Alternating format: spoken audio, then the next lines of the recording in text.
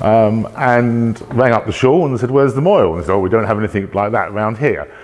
Although some of you will probably remember Judah Rockman, who was a rabbi in Catford, would be he of blessed memory, who used to do everybody, progressive, orthodox, very, very amenable, but with our gentle slide, I think, in British Judaism to a bit of fractionalisation, schisms within our communities, the question of status became more important, and he gave up rather doing the progressive Britot or being more open, which left families like myself with a bit of a quandary, wanting to go to someone who was sympathetic to progressive Judaism.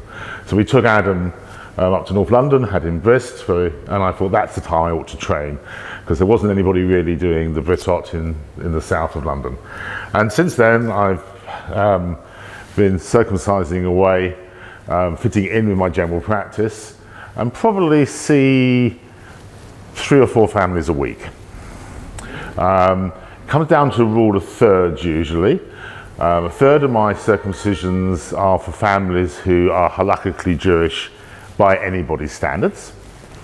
A third are Jewish by progressive standards, mostly Reform and Liberal, and a third are not Jewish at all. So I have lots of Muslim families, African Christian families from particularly the west coast of Africa, Nigeria, Ghana, Cote d'Ivoire, and a steady flow of expatriate Americans who can't quite understand why their son hasn't been circumcised before they come home from hospital, and a little bit jumpy when they realise they can't. And of course, some people will tick all those boxes in various ways. The Muslim connection is great because it really brings me into contact with lots of progressive Muslim families, and I think it's a great bridge building exercise to have something which is obviously so clearly in common for both our communities. And I always make a little bit of an extra effort with Muslim doctors who wish to train, because I think it's a way of creating a bit of a network between the communities. And although in Muslim tradition circumcision timing is very variable, most British Muslim families cotton on to the fact that doing the baby's circumcision in those first 3 or 4 weeks is a good deal all round. So I'm very happy to promote that. I would like to focus a little bit on what you would like to get out of this hour or so that we have together. We can go in a number of directions, and I'm happy to be guided. I think the tricky questions are possibly about the differences, be they small, between the Orthodox traditions and our progressive traditions, and then a much bigger question of the why question as opposed to the how question. Now, some groups I talk to are really quite interested as consumers about the how, and others are more up for an academic or philosophical discussion of the why. And I'm happy to do either or both, but I don't want to sort of use your valuable time telling you things you already know. So a little show of hands. Do we want to have the debate on the why, or do you want the parental guidance or grandparental guidance on the how? So for the why, please show your hands. The how? Yeah. ask these 2 or 3. So let's talk about the why. And please, Rabbi, if you'd like to join in on this one. I don't think we know absolutely why. Lost in the midst of our ancient tradition. We certainly know about Abraham and his covenant with God in Genesis, where Abraham promised Hashem that we, the Jews, would only worship the one and only true God. We gave up all our false idols. Well, did we? Not straight away, but we did it gradually over a period of time, if you read Karen Armstrong. But we certainly created a precedent of monotheism. And in return for that promise, God chose the Jews. When we were the chosen people, that's when we were chosen to receive the Torah at Mount Sinai, 40 generations or so later. And Jewish families have circumcised their sons symbolically to mark out the covenant that Abraham made with God. Very odd choice of thing to mark a covenant, but it does come in a tradition, a Middle Eastern tradition of cutting things when you make a deal. And by cutting something, it shows the deal can't be undone.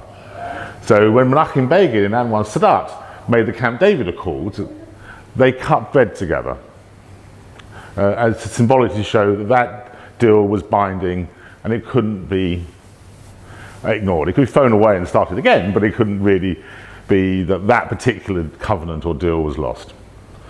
Circumcision certainly predated Abraham.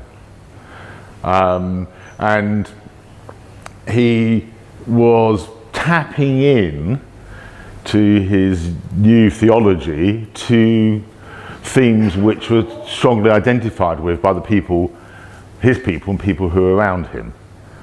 And we don't quite know how back into ancient, pre-written history circumcision went, but it certainly is thought for many thousands of years. Was it a fertility rite? Possibly. Was it a tribalism, marking you out as part of the tribe? This whole concept of otherness? Definitely. Uncomfortably, is it a proxy for child sacrifice? Possibly. And if you start to remember the Akedah, about the binding of Isaac, you can start to feel a little bit of the connections between the two. And we probably could talk for the next 3 or 4 weeks on that particular topic, and I'm happy to do so, but I would need to be led in the fine detail. It has a huge hold on us. There's a huge emotional attachment to doing an act on our newborn sons which is totally counterintuitive. Any of us who have had children in this room or have sons or grandsons, the last thing you want to be doing a week after your son is born is to be standing there with your family performing being part of an operation in your living room.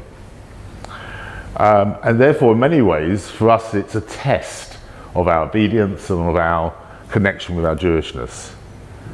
And I can understand that. And when I stood there with my sons, the overwhelming emotion, other than anxiety, which you always have, I think whatever part of the Brits you're in, but the overwhelming thing I had was, here I am standing next to my dad, holding my son in the same way as he stood next to his dad and granddad, great-granddad, all the way back. And that connection was very powerful for me at the time. And even as a hopefully thinking progressive Jew, I really had no doubt that's where I needed to be at that moment when we were doing the right thing. What surprises me more sometimes is the families who come to me with no Jewish connection other than grandpa was Jewish. He didn't do anything.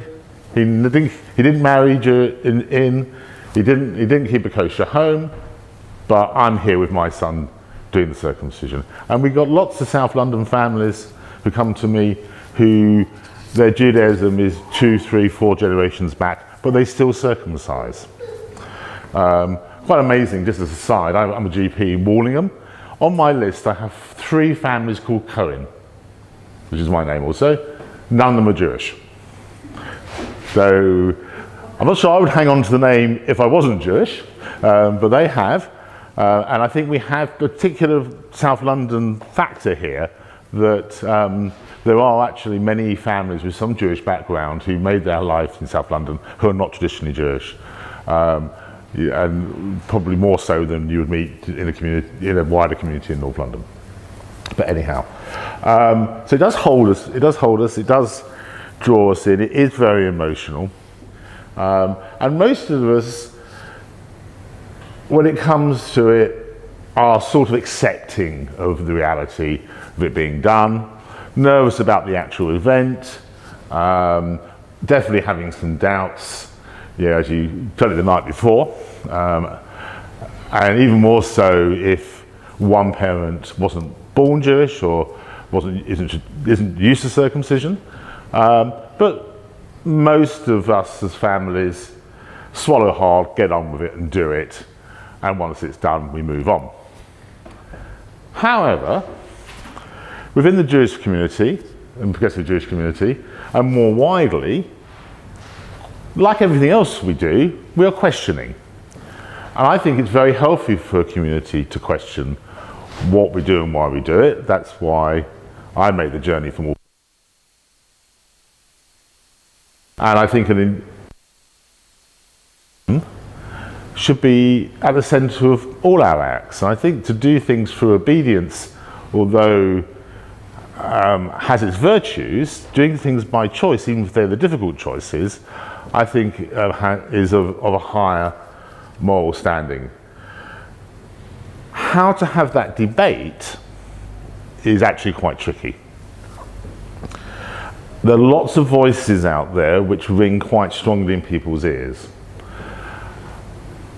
The internet is not overly helpful in this situation. And I think we conflate a lot in our discussions about circumcision issues of the acceptability, trauma, risk, consequences of the procedure with issues of religious freedom and choice, the consent of the child, which is an interesting and tricky one, and then in the wider community, a lot of mixed feelings about us as a people and what we do and how we do it. And those negative feelings are, I think, historically would be about Judaism solely in the UK, but now of course also about Islam. So there is a strong and growing view out there that the acts of Jews and Muslims are to be questioned in our society, and don't see, many people see them as unacceptable, but also some of that is fueled by people who see Jews and Muslims as unacceptable. And if you add in issues of ritual slaughter, shechita, you've got quite a hotbed of emotion there about why are these people doing what they do in our society and we ought to stop them. The less contact people have with Judaism, the more strong those views tend to be. I won't get into sort of the politics of Brexit and whatever, but I think this fearfulness of otherness is certainly a theme of this part of our development as a culture, which is a very worrying one. And if you go more widely, if you look at the first place in Europe to really seriously attempt to ban circumcision, have almost no Jews there, and that's Iceland, which is near the last few weeks. So they do have Muslims there, yes. Yeah, I think that's probably more the reason why it's come to the fore. But you couldn't imagine, I think, the same bylaw being passed in Brooklyn or on Long Island. And that's politics. There's also influence and also a realization that the otherness isn't perhaps as great as it is here.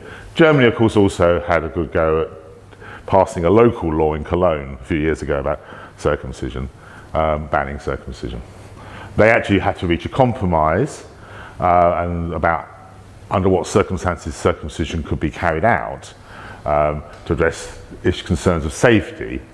My view of prohibition of anything is very suspect. I think we should have learned from our history that if you push something underground, you're doing nobody any favours. And the idea that if you are a migrant Gastarbeiter family in Germany doing your son's circumcision undercover and you have a baby there who's unwell and fearful that you can turn up in the emergency room and end up on a criminal charge, doesn't help anybody. So, and I think the how bit of it is really important, and I have some strong views about that, but it isn't going to influence people's emotions and decisions about the why. So how do we as liberal and progressive Jews, Reform Jews, enter into this debate in a meaningful way? Where does the act of Milah really fit in our Jewish consciousness? And it's obviously an individual response. Historically, British progressive thinkers have dodged the question. John Rayner, heard of John Rayner? He got over, his influence may have got over the pond, or maybe you heard from here. John Rayner, who really is probably the strongest intellectual voice of liberal Judaism since the war, took the view that tackling the question of Brit Milah would be destructive to the cohesiveness of the Jewish community. He said, for Kol Israel, don't go there. And really, that view has sort of sat on top of progressive Jewish thinking for a long time, and has somewhat stifled, I think, our willingness as progressive Jews to have that wider conversation. And it comes down to that fearfulness that we've got enough things that orthodoxy want to give us a hard time about. Do we need to add the question of circumcision to the pile? I would love to take them on the fight, as it were, because I think we shouldn't be, as individual progressive Jews, worried about what our Orthodox brethren think of us. But in families, that doesn't really wash, because often it's what Orthodox grandparents feel, even if progressive parents and grandchildren may feel differently. So, and a lot of what we do in parts of our progressive observance is about not keeping the peace in Kol Yisrael, but the Kol Mishpacha, the whole family. And I certainly think that sometimes going down a more traditional route, if you have doubts personally about keeping kosher or having your children circumcised, whatever, is a magnificent gift to your more observant brethren, even if it doesn't sit that comfortably with yourself. But then again, many progressive Jewish families do see the circumcision as very central to their identity and have no doubts about it and celebrate it. And there's a group in the middle which are a bit embarrassed about it, but do it nonetheless. It's seen as a necessary evil. And where you sit with that is sometimes a little bit difficult to predict how individuals are going to feel.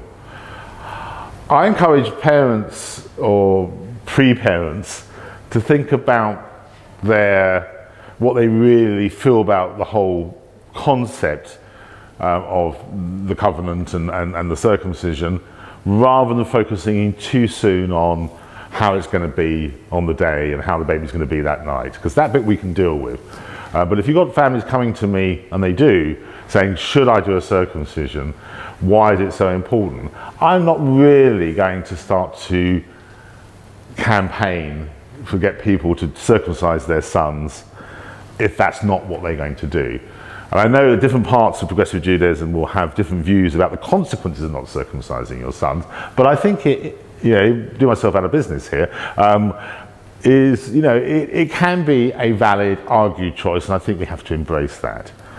And that will put quite a lot of strain on families and certainly on some communities when people don't make that choice. There is a view growing out there, especially if people have already made up their mind. This isn't such a big issue because a growing number, which is ill-defined, have made the choice not to circumcise. We don't know for sure, but among people who have affiliation, it's still a tiny proportion. The non-affiliated interfaith relationships often who choose not to circumcise are not measurable.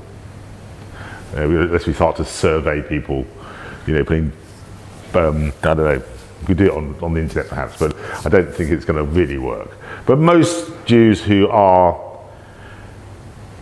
active and engaged synagogue members are circumcising, and the most is probably, if not 98%, 99%.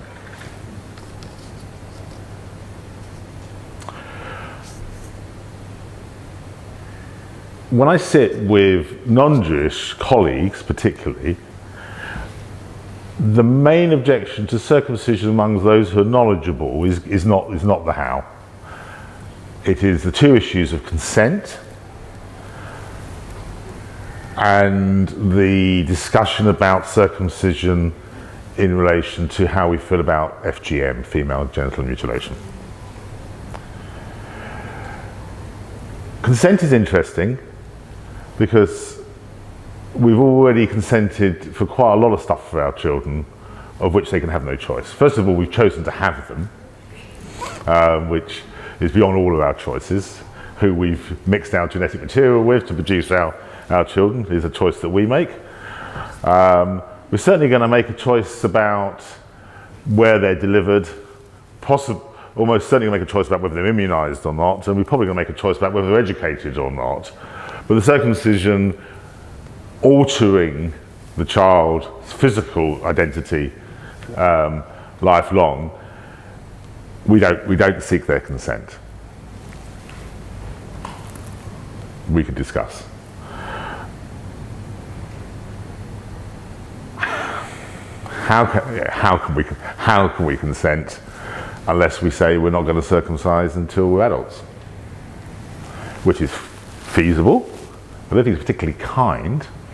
And I do get families who do come to the conclusion that young Shlomo is going to make his choice when he's old enough to make it. I think if I was Shlomo, I'd probably be pretty cheesed off with mum and dad to be asked to make that choice. So I think there are some things we do need to do on our behalf of our children and leave them our children without the dilemma. There are Jewish men who feel that having been circumcised was an affront to their civil liberties. There is an organisation, mostly in the States, called Uncirc, who seeks to reverse circumcision. But then again, also I feel that's a minority view, and reading the personal accounts, I think it's much more complicated than whether they have a foreskin or not, in many ways. And it's a lot about their identity and their upbringing and their relationship to their community and to their family.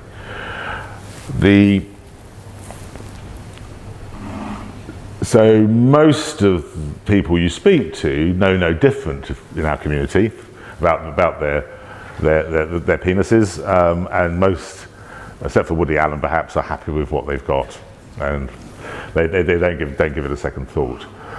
So you're really talking probably more about the consent issue for going through the process and any risks that comes with that. And I'd also just now come a little bit to the FGM question, and then I think probably we should take questions. The standard Jewish response to people who challenge circumcision by comparing it to female genital mutilation is to throw our hands up and scream anti-Semitism and close the debate down straight away. It's not as easy as that. Oh, if it was. If we take a sophisticated look at FGM, there is a whole range of practice. Much of it aimed at men controlling the sex lives of the women in their community. Much of it destructive, much of it done in ways that carries high risk and permanent trauma to the girl, psychologically and physically. So I don't think what we do as neonatal male circumcision compares with that, but a lot of the religious writing on female genital mutilation, FGM, isn't aimed at that, and there are versions which are removing the prepuce, the female equivalent of the foreskin on the clitoris, which are probably pretty equivalent in terms of destruction and safety and motivation. So the misuse of, I'm not advocating FGM, please don't go away with that message, but the misuse of the concept in its historical development is to be abhorred. But for us to sort of say, Brit Milah is fine, FGM is wrong, and think that's the end of the discussion, leaves us intellectually and I think, in a fairly risky place. And if we really are going to support circumcision in the wider world long term, I think we've got to have to really refine our voice on this and get into what, you can, even in that moment when I was starting to unpack it, is a very uncomfortable place to be as somebody who's trying to give a straight view of a big question. How you do that, on the Jeremy Kyle show, or in a parliamentary debate, or even in writing, I think is very challenging. I think that as soon as you start to unpack even what the questions are, you're leaving yourself open to potentially a lot of trouble. And even when I write the occasional article on just the practicalities of neonatal circumcision for boys, all hell breaks loose. And I get emails and hate mail, and there's stuff, if you Google me on the internet, there's all sorts of stuff, Dr. Cohen, genital mutilator, etc., etc. And there are plenty of people out there ready to jump on anybody who puts their head above the parapet. And you add into that, if you start to question what we do as a community, you've got all of the external negative vibes and a lot of internal negative response as well. We've got rabbis in London who are threatened with excommunication for merely discussing sexuality. You've got rabbis and Mohel discussing circumcision in a sensitive way. Watch your back from the far right of our community as well. And and it is a real issue. So I haven't, thank God, had a letter bomb yet, but we've had human excrement in jiffy bags sent to the practice and all those sorts of things, merely for doing circumcision. So my staff don't open packages for me, so it's a tricky one. And if we are going to have an intelligent debate, if we're not going to dodge it, how are we going to lead it and how are we going to make that process meaningful and safe? So that, I think, is a challenge for us as a wider community. How are people feeling? So let's get a little bit of response to what I've outlined. Here we are talking about the why, and I'll give you a little bit of overview of that. So probably coming on to should we be doing this, even though we can see why we're doing it. Sir. I'd like to explore the theological underpinnings and whether there's any room for change within the Jewish tradition. A couple of sort of random points on that. I think the verse in Genesis that instructs us to circumcise our sons also tells us to circumcise all the males in our household, including our servants and slaves, which is something that was stopped a long time ago, I think. So that's arguably a commandment that hasn't been followed. I think there's a Talmudic passage that says, if God forbid you circumcise 3 boys and they all die, you don't have to circumcise the 4th. So there's some latitude there. And finally, Rabbi Abraham Geiger, in the 19th century Reform rabbi, was at one point very much against circumcision. And I think he thought, although I haven't been able to find it, there was some theological justification for abandoning it. So I don't know if you were able to... Yes, I don't know if I can help you with Geiger. Yeah. Jason might be able to. I do, much as we would like, from an Orthodox perspective, to think that what we do is consistent and unchanging, that isn't the case. Circumcision has fallen in and out of popularity at various points of Jewish history, and what actually is done has often varied quite a lot. And some of the circumcision practice that we now currently do comes much later than the biblical supposed rules. I think so. We've built on how radical the circumcision is and the consequences of it. Often to bring into line those parts of the community who wish to make either a token circumcision or abandon the practice altogether. So the questioning isn't new. Often though for social pressures outside, particularly in the Hellenic period, in the Greek period, when conformity was favoured and the body image was favoured. You couldn't compete at the Olympics with having been circumcised in ancient Greece. And so people used to go for all sorts of processes to uncircumcise themselves, which shows the dedication to the cause, doesn't it? But obviously not popular with the community. Geiger, can you quote? Because I put you on the spot. Yeah, not to. If I stand here, Mike. You'll be all right. Not to pick up too much on Geiger. Yeah, I wouldn't look at theological consistency so much. Certainly, it's not enough for Reformed Jews to say the Bible says it, therefore I'm going to do it, because we don't take that line of thought with anything. It's as much sociological as it is anything else. And this is a tricky one because it goes straight to the heart of who's Jewish. And circumcision really is one part of the equation for some Jews in terms of whether or not a male could be Jewish. There's even medieval Jewish writing saying that somebody born to a Jewish mother but has not undergone circumcision is of suspicious Jewish status right there. We're perfectly empowered to make our own decisions in this community. But in terms of who's Jewish, it's really a global Jewish discussion, and we do have to be mindful of the fact that the overwhelming majority of Jews around the world live either in Israel and the Middle East or in North America, where it's an incredibly common practice. Certainly in the Middle East, North America, it's at one point it was as high as 80 to 90% of all men, not just Jewish men, all men were circumcised. It's dropped a little bit, but it's still around 2/3 of all men, to say not, or baby boys, to say nothing of Jewish men in particular, and Jewish baby boys.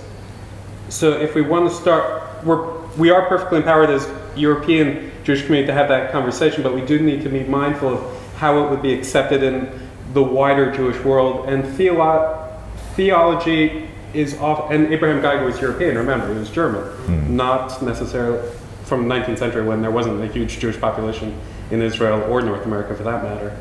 But we do have to be mindful that a lot of times theology and sociology go together, and they're not easily separated. Some people will claim that they're easily separated, particularly in the Orthodox world. In the progressive world, it's not as easy. What's theologically significant? Well, a lot of that has to do with how much theological significance does the wider population place on the practice, which is why we're having this conversation to begin with, I think. Anyways, I'm going to sit down because Dr. Cohen really is the expert on circumcision, more so than I. Clearly, if the circumcision was known to endanger the child, it would be against all Jewish teaching to endanger the child. So the Talmudic observation is really picking up the bleeders, the haemophiliacs, etc. And I think once I think I'm surprised you get to the fourth child before you cotton on for that one. But I suppose what I find interesting in the observance and the act question is that clearly we've got lots of Jewish men who, for all sorts of circumstances, aren't circumcised, particularly those who grew up in the former Soviet Union, where to seek having your child circumcised was really to expose yourself to all sorts of retribution from the state, losing your job at the university, losing your flat, really. So I come across many former Russian, Eastern European families now who are circumcising their sons in the Free West. And when you have that conversation, and often you do with the dad, about their stories, they haven't been circumcised. But just a question back to you as a community: would you, as Bromley Reform, allow a non-circumcised man to come to read from the Torah? You would. Yeah, and to be honest, we never asked. No, how would you know? That's right. Yeah. Unfortunately, these people tell you this is the problem. But some progressive communities would not, and certainly many Orthodox communities wouldn't. So this idea that, okay, you're not any less Jewish because you're not circumcised, but are you less clean, in whatever way we want to put it? Are you to actually come with, huh? You're not. And so I suppose that's one of the anxieties if you were Jewish parents deciding not to. Is your son going to hit a point of stigma, go out of that bubble you've created for him, and my brother, for example, made Aliyah. He is circumcised, but there were men in his unit in the army who weren't for various reasons, mostly Russians, and it's a social issue in a group of Israeli men. Well, you can't be Jewish, you're not circumcised. Sir. I am a May, but I refused when the rabbi 25 years ago asked me that I would become a Mohel. I didn't do what you did. I said you dodged it. It's not for me. Yeah. But what she did ask me to do was those that were converting was to check that they were circumcised. Yes. So I don't know where we stand today on that. But at one time, everybody who converted, they had to be circumcised. The rule of the baked in of the Reform movement, and I have no idea about the liberal movement. Maybe I'll tell you in a moment. Okay. I do.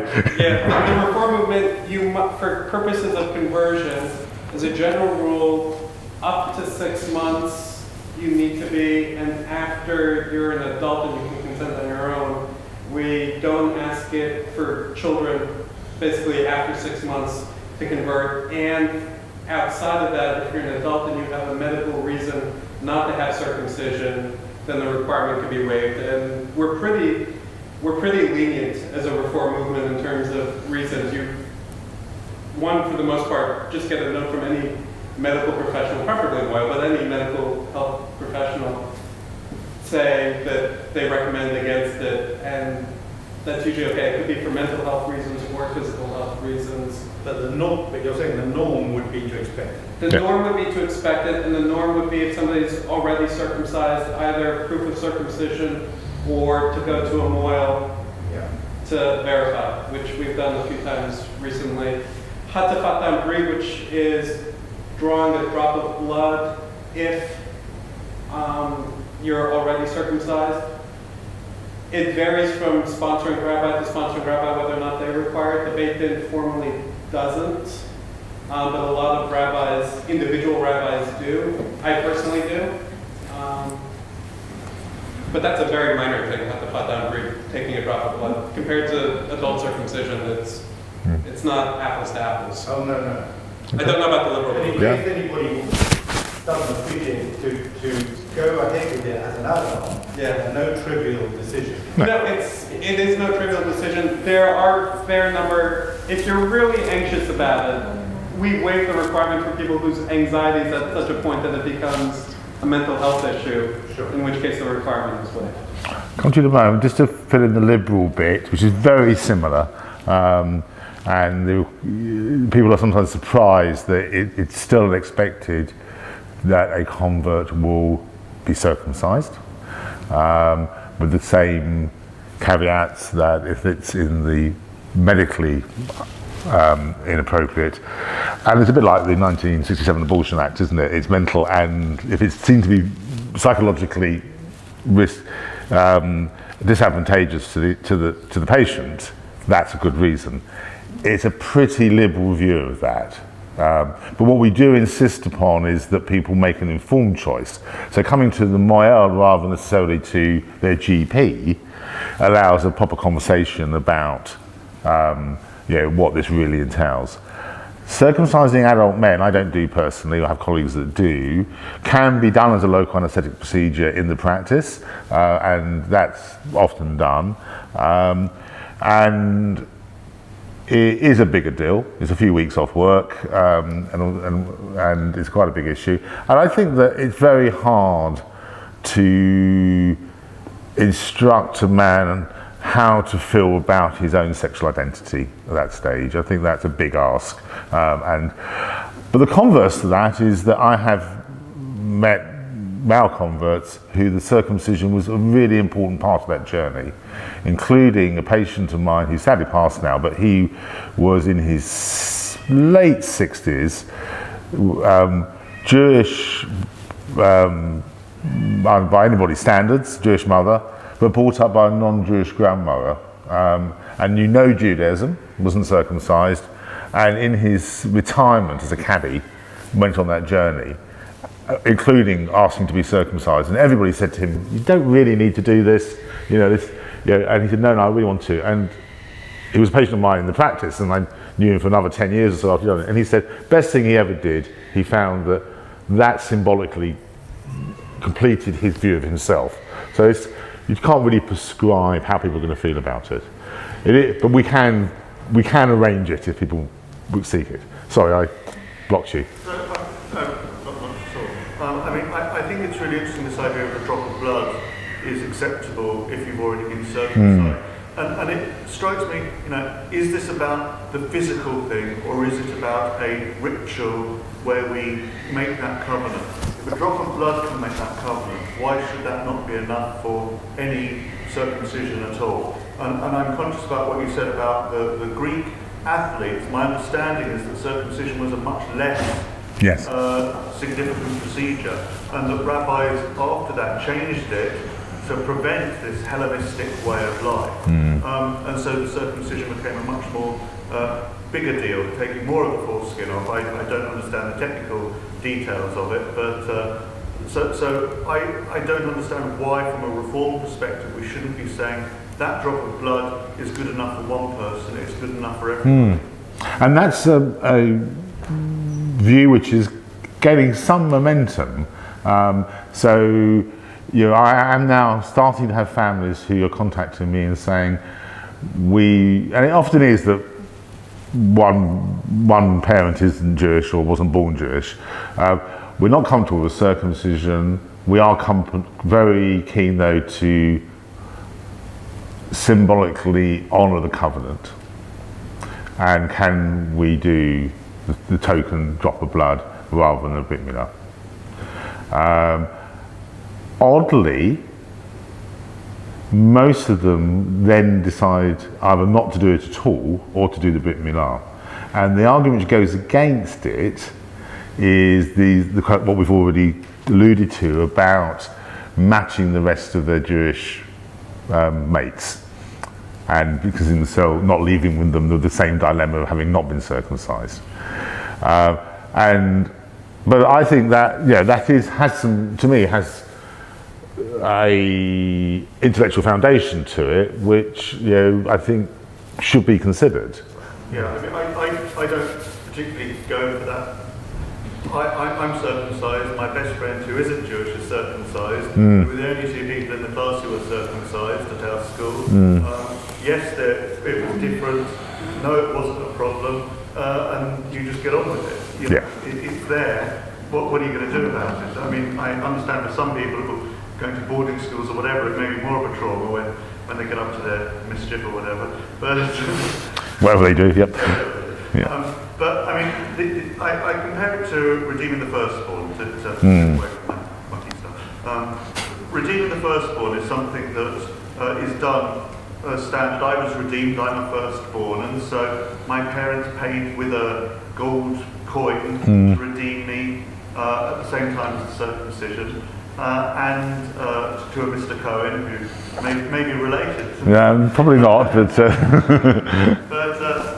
So I was redeemed. Otherwise, as a firstborn son, the Bible says I would have to go into the priesthood, and I would have to be given to the temple to be in service of the temple. And so we're able to make arrangements so that type of thing doesn't happen with a simple coin to prevent having to go into service.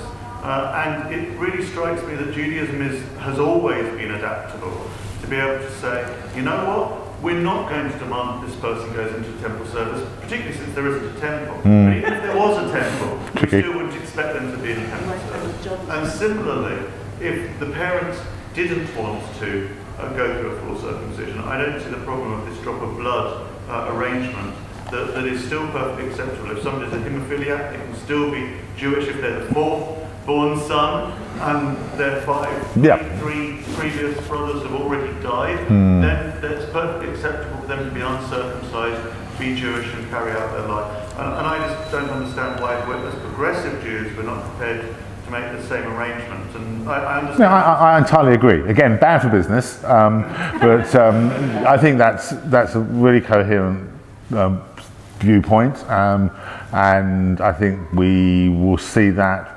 probably as a more common outcome, but I still have concerns about where that puts us in the bigger Jewish world, and secondly, but you said that shouldn't be our concern. It shouldn't be our concern, but it is a concern, and I don't know. So we've just had our first granddaughter, so we got away with it this time. And all the way through, there were some big questions. Firstly, about would there be a circumcision, and secondly, about would I do it or not, which is an interesting dilemma as a Mohel. Jewish law would say big mitzvah, I should do it. Any parent should be doing their own son's circumcision if they're competent. Medical ethics would probably say it's the worst thing to do. So, but I didn't have to decide this time. Because I am reasonably comfortable about the act. You know, and it is a procedure. It's medical, and you know, sometimes the outcomes are not as good as we'd like them to be, and further action sometimes has to be taken. 25 years, I've probably had to admit 2 boys because of bleeding to hospital. Both were absolutely fine, but it was precautionary but necessary. So I don't take it lightly, but it's all manageable in my view. I still think I would urge parents to guard against the position where the son is seeing himself as part of a wider Jewish world and sees his presence of his foreskin as an issue to him. I don't think they need that dilemma particularly, but I would respect parents who make that choice. I've got 2.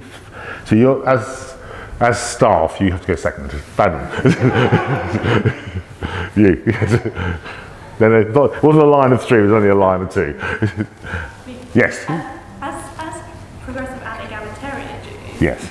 from the other perspective, if we see Brit Milah as being something special that a boy has a covenant with God, does it suggest there's something lacking for girls? Not that I'm advocating FGM. No, indeed. Well, I think the biblical response is, of course, you make your covenant when you have a child, in many ways. But I don't, and you know, but that sort of suggests that if you're a woman who hasn't had a child, in some way, that puts you at a disadvantage in the Jewish world, which may be true in traditional Judaism, of course, but I don't think we would support that. I think the act of making the covenant is more the conscious act of the parents rather than saying anything about the status of the child. So we are doing this to rededicate ourselves to our view of the covenant. So the child has to make similar choices in his turn.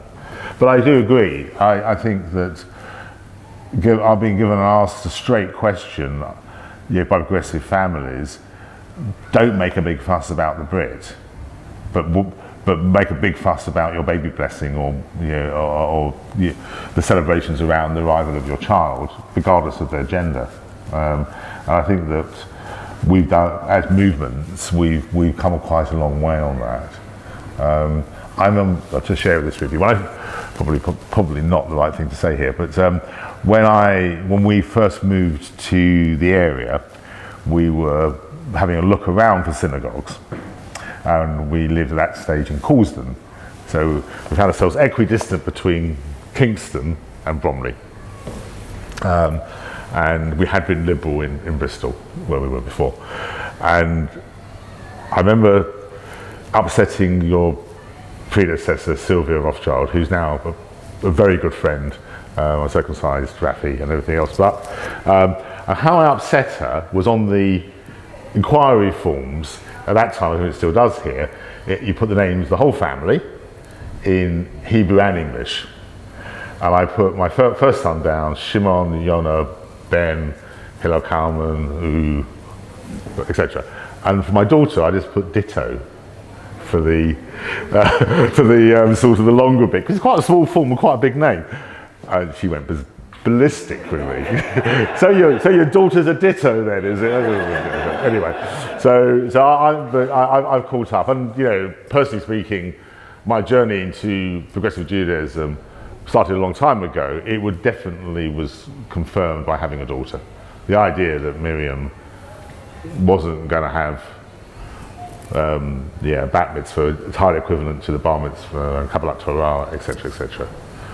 So the egalitarian bit for me is really important, and I certainly again I wouldn't advocate actually doing a symbolic act on the girl, but I think I think in the Reform Prayer Book, certainly in the Liberal Prayer Book, there is bring your daughters into the covenant type observance service as well. Not use that widely, I think. The baby blessing type service is more common, but I think it's really important. But again, it would separate us again from the right. So, no, sorry. Oh, mine was actually the same kind of thing. Oh, ignore you then. It's maybe more a question for the rabbi, but you mentioned not being able to read from the Torah. Are there any other documented prohibitions in literature, in Torah, against things you cannot do if you're not circumcised? Yes, and it all goes back to medieval Jewish literature. And what I always tell people here is absolutely nobody's going to check, and the only people that are going to know are you, your parents, if you were born into a Jewish family, any sexual partners you might have, if you're in a circumstance where you might be in group showers. I don't know, maybe the Israeli army has something to do with this, or locker rooms, etc. So I said, but other than that, absolutely nobody in the synagogue, myself or a warden, is going to say, would you like an aliyah to the Torah? Great, and just to confirm you're circumcised.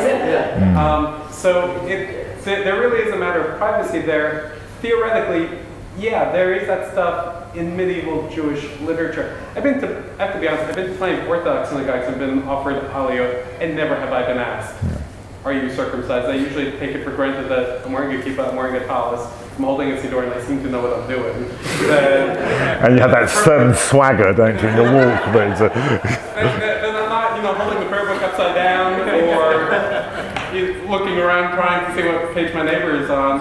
That's usually enough for, even in the Orthodox synagogues, for the warden, the gabbai, whoever is in charge, if they're of a mind anyways, to ask, would you like this mitzvah, to offer it anyways. That's not to say other people won't know. Like I said, sexual partners and so on, they're going to know. The assumption in most of these things is that you act honestly with your fellow congregant. The same way as if I invited Jason round and served him non-kosher food, it's not Jason's fault. It'd be my fault. There's a similar parallel situation in Christianity where you're not meant to take communion unless you've been confirmed. Yes. I'm sure a lot of people do. I'm sure they do, yes. Yes. So. They don't ask you as you approach the altar. Is it true that there are less incidences of cervical cancer in Jewish synagogues? Right. This is a sort of, it is a why question, isn't it? Is there a medical advantage of being circumcised? Not much. The cervical cancer story is to do with circumcision is an epiphenomenon. Circumcision is more prevalent among middle-class men. Middle-class men tend to have middle-class partners. Middle-class partners tend to go for their pap smears, and they tend not to smoke, and they tend to be less promiscuous, whatever that means, so they probably have less exposure to the wart virus, and therefore probably protect themselves against cervical cancer. Less cancer of the penis with circumcision, quite a rare condition, because there's less penis to have the cancer on, so you've got less skin. So that's the thing. Transmission of sexually transmitted diseases reduced post-circumcision, particularly the transmission of HIV. So becoming obviously already a huge issue, to the point where World Health Organization has come round to advocating routine circumcision in high prevalence HIV areas, most particularly sub-Saharan Africa. And the question is how to do it, and safely, because obviously if you're not immediately accessible to medical support, how many babies ethically can you harm to protect the population? I did perform with Brit Milah on the son of a woman who's worked at WHO, who is actually leading on that program.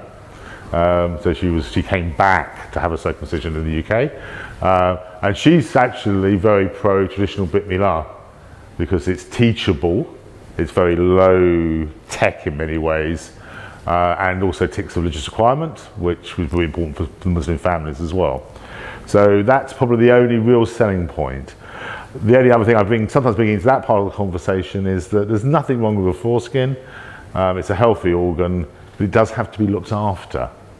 And either if the man hasn't got the capability to look after his foreskin, so you see in my work with learning disabilities, for example, the foreskin can become quite an issue. And oddly, some dads, I assume it'd be a dad's responsibility, never had to do this, but never teach their sons how to look after themselves, how to clean themselves. So you get, as a medic, you get men coming back from the city for their medicals, and they take off their Armani suit, and you think, whoa. Now, hopefully nice Jewish girls in this room haven't had that experience, but it is an issue, and I think if you got one, you've got to look after it. So hygiene, obviously it was a big selling point to creating this tradition in the States about hygiene. It's a bit oversold, I think. You can look after yourself and it can be perfectly hygienic. But it does take one worry off. It's that they haven't got a foreskin to look after, so they won't. That's one thing less for them to worry about. But they'll be nagged by their mums for so many other things. As a Jewish boy, it doesn't, it'll be lost. One, then two. You're quicker. On the sort of medical subject, there are men who have to be circumcised for medical reasons later in life, Yes. which is apparently horrible to go through. Is there some sort of advantage of doing it when they're a baby, getting it done? Yeah. I think if we had the gift of portent of every baby born and could predict that they would need a circumcision, you might as well get on with it. Because I think even anti-circumcisers would recognise that a neonatal circumcision in a healthy baby has lower complications, much lower complications, and a quicker healing time and less distress. I've got a few families who are Christians who circumcise all their sons, have for generations, based on the fact when they don't, the kids run into trouble. And they've cottoned on that just get it done. So is there a congenital manky foreskin syndrome? There might well be, and I think there's a few cases who gravitate around South London in that way. But I think if you look at the likelihood of needing a circumcision for medical reason in your entire life, it's probably about 1%, maybe slightly higher, depending on the enthusiasm of doctors for circumcision in the community in which you live. And for most of our preventative, you've probably got a much higher chance of leaving the appendix out. So we don't take the appendix out routinely, unless you're an astronaut, then we would. Is the medical argument for circumcision something that distinguishes the practice from FGM? In other words, are there ever any medical reason for a woman to undergo some form of what we call FGM? Yeah. And if not, is that an argument that can be deployed? That's a very good question. Yeah. You win a prize. I should have bought prizes because I've never been asked that question before. But I suppose I'm saying is that an argument that could be deployed to distinguish? I can't. The other medics in the room like to pitch in at this point, but I can't envisage a problem with the covering of the clitoris. I suppose it must be. Congenital. Never heard of it. About it suggests that as a doctor, it's probably isn't, or it's extraordinarily rare. If you've never Yeah, absolutely. So there is some distinction that could be drawn. I don't know how powerful an argument it is, but it's something perhaps. Yes. Although I don't think I would want to stand up at the British Urological Society pounding the medical advantages of circumcision too much. So I don't think it would. I bet now, next time I happen to see embarrassing bodies, there will be somebody with that exactly the problem we're now envisaging, and who has spent their entire life unwilling to show their doctors, but is entirely happy in showing the nation. So but that's the way it goes. So. Do you have a view as to how much pain it causes the baby? Yes. And this is clearly speculation, but 4,000 plus circumcisions in, the analogy I think to use is probably equivalent to falling down and splitting your lip open. Tissues are very similar.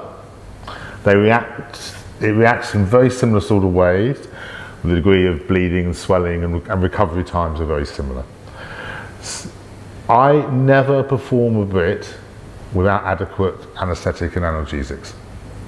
No progressive Mohel should, according to our code of practice, do that. So if you were to book with me for your son's Brit, I would ask you to apply eminent anaesthetic cream an hour or so before the procedure, or I would offer you a local anaesthetic injection immediately prior to the procedure, and suitable painkillers, be that kiddish wine or Calpol, in and around. And I'm not belittling the whole thing, but common thing is you've got a baby who's being pinned down, cleaned up, handled, cries. Yeah, you're asking your son to vouch for this. And then if you use an anaesthetic and you get someone to stand on the other side of the door, they won't know during the crying period when the actual circumcision happened.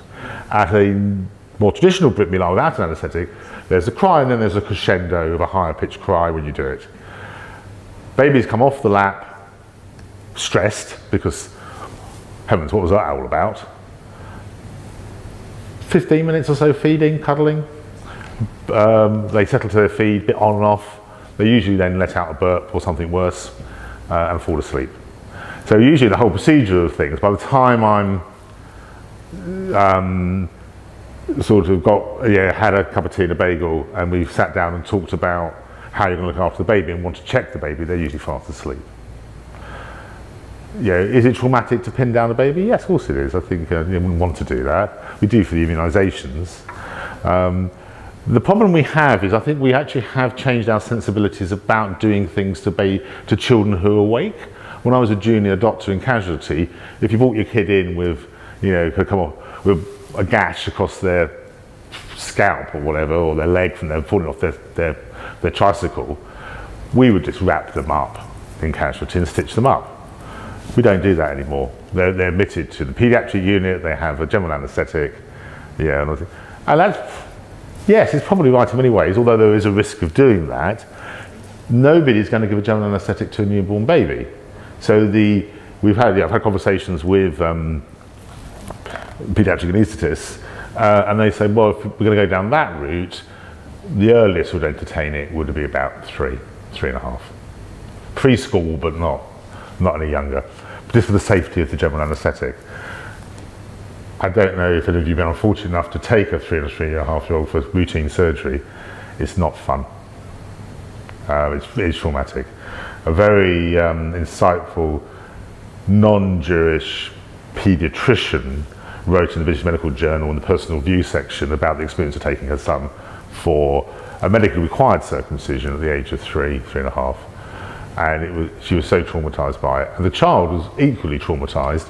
Not so much about the pain, because I think they dealt with all of that, but he obviously switched on doctor's child. He said, I thought, Mummy, that you do nice things when you go to work, but clearly you don't. Ouch. So I think the fact that our boys have no consciousness of what happened to them is probably doing them a favour. What's your view on doing the procedure without anaesthetic? I don't do it anymore. No, but what's view on the other people do on the Orthodox procedure. I can't see which bit of the halakha, or the Jewish law and tradition, that actually justifies that. There, in the writings, there were certain requirements of circumcision. They don't include inflicting pain on the child. So, orthodoxy, to me, is saying everything has to stay the same, but it's from an arbitrary point. I don't know if Abraham would have used an anaesthetic if it was available to him, but I don't think that was his prime motivation to hurt Isaac. Hopefully not. So I have seen no problem. I just give thanks that I've been born to a part of history and a part of the world where there are anaesthetics. It's one of the biggest step forward in medicine than I can think of. The idea, well, that foot's got to come off, bite on this, Less traumatic for both of you. Less traumatic about it. Just a general knowledge quiz question. We're mainly finished quite soon. What time do we have to finish? We were originally scheduled to end about 20 minutes ago, but You go. Yeah, right. Well, get up and walk out. because everyone here is fine. Yeah, okay, so I'm fine. Yeah, I'm fine. So, who did the seminal work on local anaesthetics? You can't answer, sir. Always surprises me. You could argue this is this gentleman's, it was a man unfortunately, biggest contribution to humanity. No, that was volatile agents and no, Sigmund Freud. So Freud's original research was on cocaine and the medical uses of cocaine, and things like lidocaine, lignocaine are all from cocaine.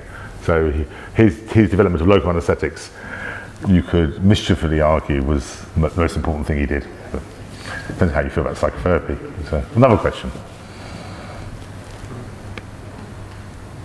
Anybody got any other burning issues? I'm happy to answer more questions on the how if you wish.